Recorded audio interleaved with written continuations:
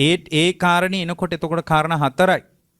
ඒ හතරවෙනි කාරණේ එනකොට බුදුරජාණන් වහන්සේ වදාලා දැන් ඉතින් ඵල පේනවා. හේතුඵල පේනවා. එතනින් එහාට ගින් එයාට සසර ගැන යම් කලකිරීමක් පංචස්කන්ධේ පැවැත්ම ගැන කලකිරීමක් තියෙනවා. බුදුරජාණන් වහන්සේ ස්කන්ධයන්ගේ නිරෝධය කරා පැමිණි ගමන දිහා බලලා ඒකට සාදුකාර දෙන්න පුළුවන් මට්ටමේ සද්ධාාවක් තියෙනවා. සද්ධාවෙන්නේ පටන් ගන්න තියෙන්නේ.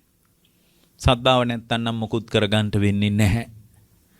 එතකොට බලන්න පින්වත්නි පංචස්කන්ධයේ කෙරෙහි අනබිරතිය බුදුරජාණන් වහන්සේගේ අත්දැකීම දකිනකොට සද්ධාව, පංචස්කන්ධය ගැන කලකිරෙනකොට නිවන් මඟ, ඊට පස්සේ අදි සීලයට හේතුඵල, ඊට පස්සේ ලද දෙයින් සතුටු වීම දකිනකොට කර්මඵල.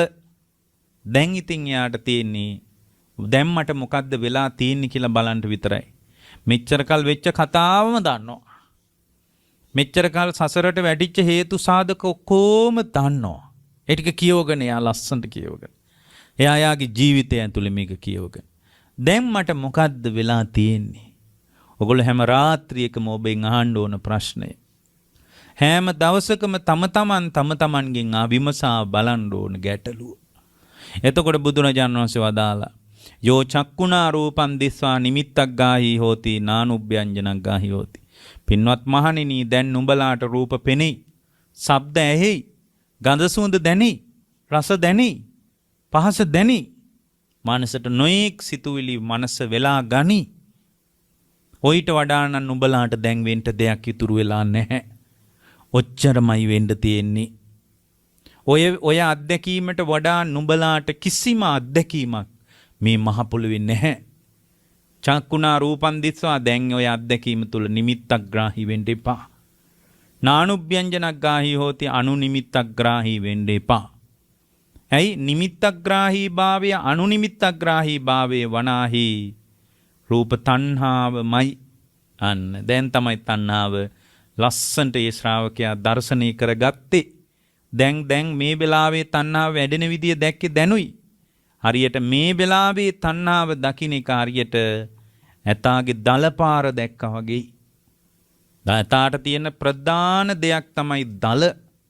ඇතාගේ දලපාර වැදිච්ච එකක් දැකලා ඇතාගේ වටිනාම දේ තමයි ඇතාගේ දල.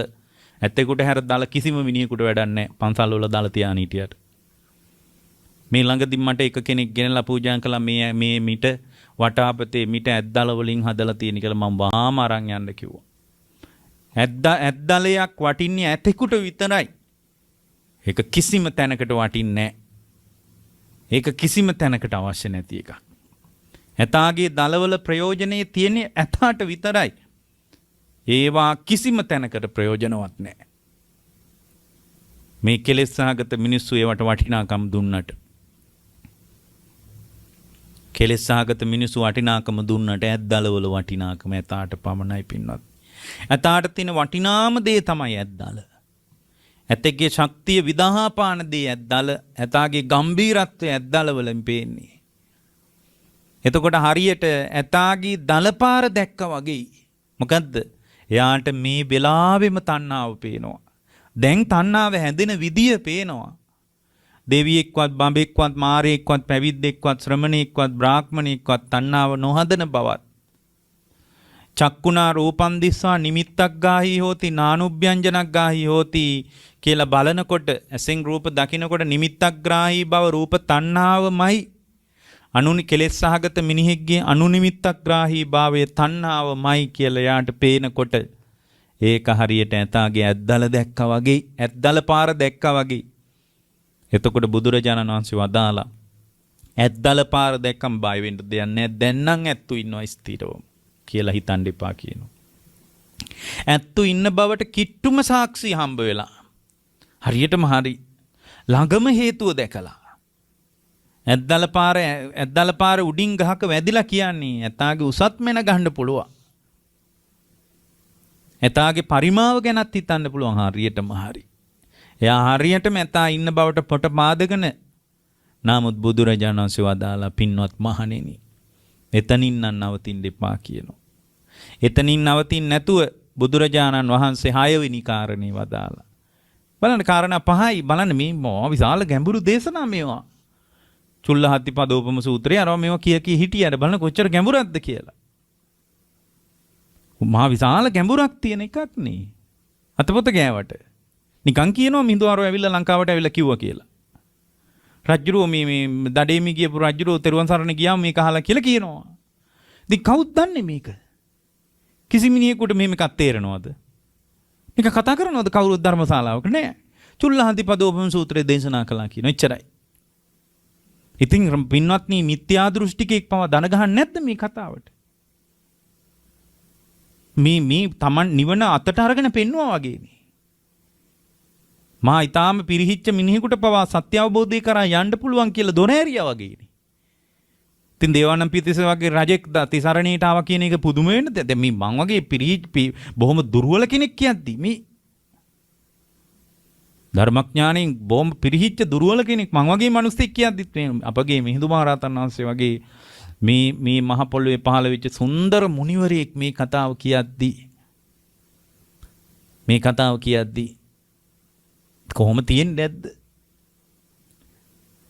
ඉතින් එදා මිස්සක පව්වේදී මේ කතාව කියද්දි මොන්න තරන්නම් මේ මිහිඳු මහරහතන් වහන්සේගේ ධර්මයේ අඩහැරේ පැතිරිලා යන්න ඇද්ද? ටිකක් යන්තම් ඔළුව තිබ්බත් මේ කියන කතාව තේරෙනවනේ. ඒ අරුම පුදුම කතාවක් නේ. මේ දැන් නිවන් දකින්න පුළුවන් කියලා සත්‍ය අවබෝධය අතේ තියලා පෙන්වුවා වගේ නේ. එහෙම එකක් මේ ධර්මයේ බලන්න පින්නොත් මේ ආශ්චර්යය. පළවෙනි එක මොකද්ද? අපි ඉන්නේ පළවෙනි තැන තව. ඒකයි අපිට ප්‍රතිඵල නැත්තේ. බුදු ගුණ අහලා ආදි කල්යාණ මජ්ජේ කල්යාණ පරියෝසාන එක ඇත්තටම බුදු ගුණ ටිකවත් පංචස්කන්ධ නිරෝධයට හරියන විදිහට කියවගෙන නැහැ අපි. කෙලසුන් කෙරෙන් දුරු සේක රහසින්වත් පවු නොකළ සේක අරහං වන සේක කී ඉන්නවා. මේ පංචස්කන්ධයේ කෙරෙහි බැඳුණු විඥානයක් නොපවත්වපු එක නේද අරහං කියලා අපිට තේරෙන්නේ නැහැ. ස්කන්ධයන්ගේ නිරෝධයට හරියන විදිහට බුදු ගුණ ටික සමපාත කරගන්න අපි තුල හැම දක්ෂකමක් නැහැ. එතකොට ඒකෙන් නවතින්න එපා. ඇයි නවතින්න එපා? ඒකෙන් වැඩෙන්නේ මොකද දෙයක් ඒකෙන් වෙන්නේ. මල් පුදනකොට පහන් පුදනකොට වෙන දේ මහ පුදුම දෙයක් ඇත්තටම. ඔයාලට ඒකෙන් යහපතක් වෙනවමයි. මේ බුදුරජාණන් වහන්සේට පුද පූජාවට නෙමෙයි මේක. ඒ යහපත ප්‍රතිප්ලාපයක් විදිහට ඔබට හම්බ වෙනකොට එදාට සද්ධාව නැති වුණොත්. එදාට සද්ධාව නැති වුණොත් ඒ සද්ධාවෙන් ලැබිච්ච දේ ඔයාලා විකුණනවා. ලාමක කෙලෙස් වෙනුවෙන් සද්ධාවෙන් ලැබිච්ච එක ඔයාලා අතාරිනවා. ලාමක කෙලෙස් වෙනුවෙන් යා සද්ධාවෙන් ලැබිච්ච දේ ආතාරිනවා පින්වත්නි. ඒක කතා කරන්න දෙයක් නැහැ. මොකද ඉස්සරහට සද්ධාවට අවස්ථාව ලැබෙන ලෝකයක නෙමෙයි අපි ඉන්නේ. හොඳට මතක තියාගන්න මේ කතාව. සද්ධාව ශ්‍රේෂ්ඨ දෙයක් වුණාට ඒක අනිත්‍ය වියන සංකාරයක්. සද්ධාවේ ප්‍රතිලාභයක් විදියට ලැබිච්ච කුසලයේ විපාක දෙනකොට අනිත්‍ය වියන සංකාරي මගේ හිතේ නැහැ. එදාට කෙලෙස් විසින් මා වෙලා ගත්තට පස්සේ පින්වත්නි ලාභ මිලකට සද්ධාවේ ප්‍රතිලාභය වල විකුණනවාමයි. පැවිද්දෙක් වුණත් විකුණනවා. පැවිද්දෙක් වුණත් ඕක කරනවා. ආය බලන්න දෙයක් නැහැ. සද්ධාව අහිමි වුණොත් පැවිද්දෙකුට ලැබිච්ච එක විකුණනවා. ශාසනයට පරම්පරා ගානක් රජදරුව පූජා කරපුවා. මේ ලාමක මිනිස්සු වෙනුවෙන් බදු දෙනවා. තිසරණේ වෙනුවෙන් පූජා කරපුවා. ලාමක කෙලෙස්සාගත මිනිස්සු වෙනුවෙන් වෙන් කරනවා. සංඝයාට පුදපු එක සද්ධාව නැතිකම. ශ්‍රද්ධාව නැති වුණොත් මෙහි බුද්ධ ශාසනය ඇතුළෙත් ඔහොම වෙනවා නම් ඔයගොල්ලෝ හිතනවාද බුද්ධ ශාසනය නැති වෙලාවක ශ්‍රද්ධාවේ ප්‍රතිලාභය හම්බ වෙනකොට පරිස්සම් කියලා? කවදාවත් නැහැ. ඒ ප්‍රවේශම් සහගතකම නැති එක දකින්න ඕනේ. දැක්කේ නැත්තම් හරියට ඇත්තඩියට රැවටුණා වගේ. ඇත්තඩියට ඊට පස්සේ ආ පංචස්කන්ධයේ නිරෝධය ශාන්ත ප්‍රණීත දේ විදියට දැකලා පංචස්කන්ධය ගැන කලකිරීමයි දෙවෙනි එක. තුන්වෙනි එක කුසලා ධම්මා කුසලස්ස ධම්මස් අකුසලා ධම්මා කුසලස්ස ධම්මස්ස කියලා හේතු ප්‍රත්‍ය දකින්න ඕන අදි සීල තුන්වෙනි එක. හතරවෙනි එක තමයි කර්මඵල ලැබුණු ජීවිතය ඇතුලේ ලද දෙයින් සතුටු වීම කියන්නේ ඇත්තම කර්මඵල දකින්න එක කියන එකයි ඔය. කර්මඵල දකින්න ඕන. පස්වෙනි එක පස්වෙනි එක දැන් මට මොකද්ද වෙලා තියෙන්නේ කියලා ඔය පින්නතුන්ලාගෙන් අහන්න ඕන. රාත්‍රියට අහන්න ඕන. උදේට අහන්න ඕන. දවල්ට ඔයාලගේ හෘද සාක්ෂියෙන් අහන්න ඕන. දවසට 3 වරක්වත් තමාව ප්‍රශ්න කරන්න ඕන. වාහනේ යනකොට තමන්ව ප්‍රශ්න කරන්න. එතකොටයි තමන්ව පේන්නේ. තමන්ව ප්‍රශ්න නොකරන මිනිහෙකුට තමන්ව පේන්නේ නැහැ, ලෝකේ අඩුපාඩු පේන්නේ. තමන්ව ප්‍රශ්න නොකරන හැම මිනිහෙක්ම ලෝකේ අඩුපාඩු දකිනවා විතරයි. ලෝකේ අඩුපාඩු දකිනවා විතරයි. එයා යාගේ අඩුපාඩු දකින්නේ තමන්ව ප්‍රශ්න කරනකොට කොහෙවත් යන වරදකට හරි කමන්නේ අනේ සමාවෙන්න කියලා කියන්න පුළුවන්. එහෙම කියන්න පුළුවන්. ඒ කරන්න පුළුවන්. අර ධර්මයක් තිබ්බාම තමයි එහෙම පුළුවන් කරන්න. අර පෞගේ කාලේ නාවියනේ ආරණ්‍ය සේනාසනේ ස්වාමීන් වහන්සේලා අගාන කපවත් වුණාම රාධාන පූජෝත්සවයේදී අඟුල්ගමුවේ අරියනන්ද ස්වාමීන් වහන්සේ කිව්වේ බොහොම ලස්සනට පැහැදිලි කරේ තමන් මේ වෙච්ච දේ. උන්වහන්සේ කිව්වේ කොහොමද? උන්වහන්සේ දා කිව්වේ මේ ඩක්කුව මෙහෙම පහලට පෙරලිලා ගියේ. මෙන්න මේ සිද්ධි නිසා මේකේ ටොන් 10ක් වුණත් බර ඇදගෙන යන්න පුළුවන්. වැඩි පරිස්සමට තමයි මේකේ මේ 10 දිනකට විතරයි යන්න පුළුවන් කියලා ගැහුවේ. අඩු පිරිසකට යන්න 7-8 දිනකට පුළුවන් කියලා ගැහුවේ. හැබැයි වරදක් වුණා. මොකද්ද? අවුරුදු 20 ගාණක් මේක අලුත් කළේ නැහැ. මේක අලුත් කළේ නැහැ. හේතු අලුත් කරන්න හේතු යෙදුන්නේ නැහැ. ඒ වරද කාගේවත් නෙමෙයි, මගේමයි වරද. බලන්න මේ ගුණය. මේ වරද මගේ වරද. ඒ වරද කවුරුත් බාර ගන්න ඕනේ නැහැ. අවුරුදු 23ක් තිස්සේ මේ අලුත් තාක්ෂණය අලුත් කරන්න හේතුවක් යෙදුන්නේ නැහැ. එක කින්දක්වත් කැඩුන්නේ නැහැ. හැබැයි මම මේක අලුත් කරන්න තිබුණා. අලුත් කරන්න හේතු නොයෙදුනත් ඒ වරද මගේ එකක්. ඒ වරද බාරගන්නේ මම.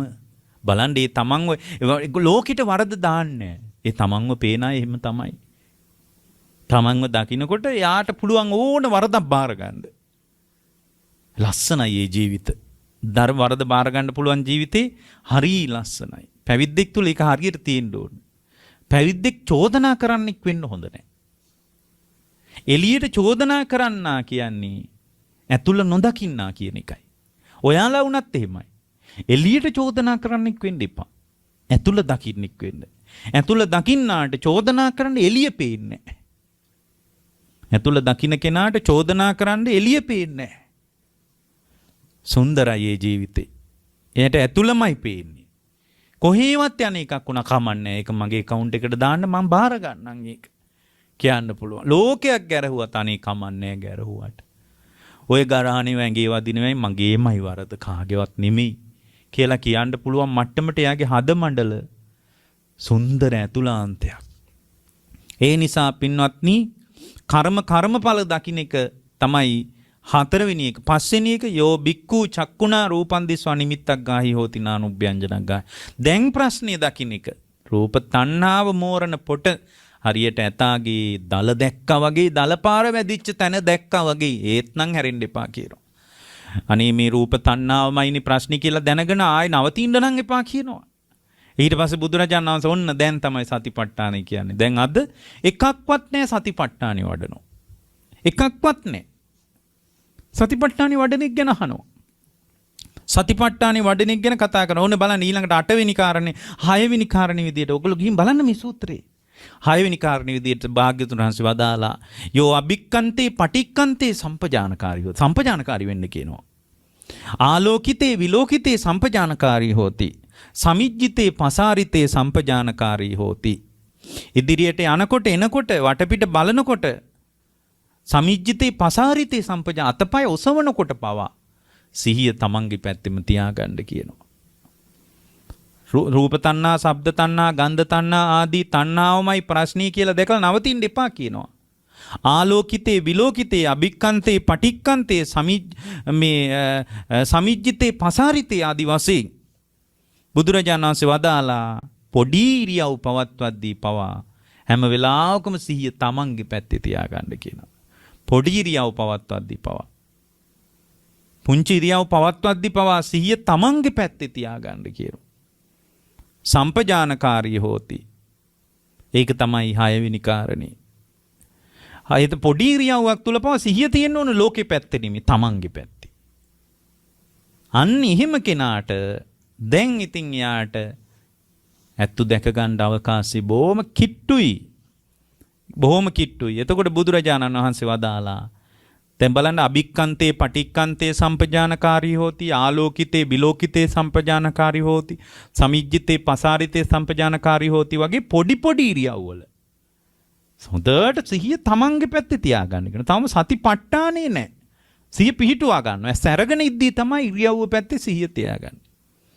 දැන් බුදුරජාණන් වහන්සේ වදාළ 7 වෙනි එක. දැන් ප්‍රිය පින්වත් මහණෙනි.